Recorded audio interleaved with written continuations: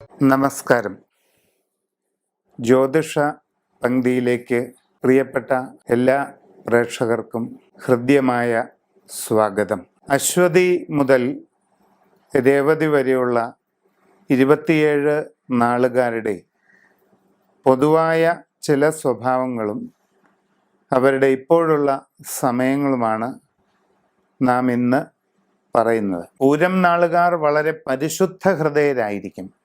നിർമ്മലമായ സ്വഭാവം, വിനയത്തോടുകൂടിയ പെരുമാറ്റം, നിഷ്കളങ്കമായ ചിന്തകൾ, ഇതെല്ലാം പൂരനാളിൻ്റെ പ്രത്യേകതയാണ്.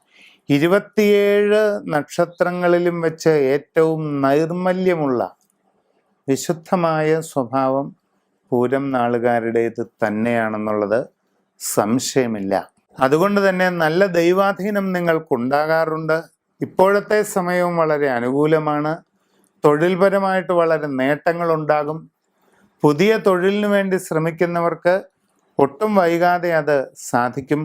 നൂതനമായ സംരംഭങ്ങൾ തുടങ്ങാനുള്ള അവസരം നിങ്ങൾക്കുണ്ടാകും.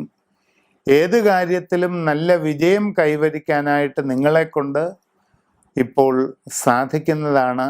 ജീവിതത്തിൽ വളരെയധികം ആഗ്രഹിക്കുന്ന സ്വപ്നതുല്യമായ കാര്യങ്ങൾ നിങ്ങളെ തേടിയെത്താവുന്ന ഒരു ഘട്ടമാണിത്.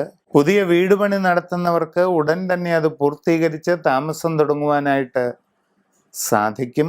അതോടൊപ്പം പുതിയ പ്രവൃത്തി മേഖലയിലേക്ക് പരീക്ഷണം വ്യാപിപ്പിക്കുവാൻ ആഗ്രഹിച്ചാൽ അതും ഉടനെ തന്നെ സാധ്യമായി തീരുന്നതായിട്ട് കാണുന്നു. എല്ലാ കാര്യങ്ങളും ശരിയായ രീതിയിൽ സൂര്യരാശി ചിന്ത ചെയ്ത് മനസ്സിലാക്കി ഉചിത പ്രതിവിധി ചെയ്യുക.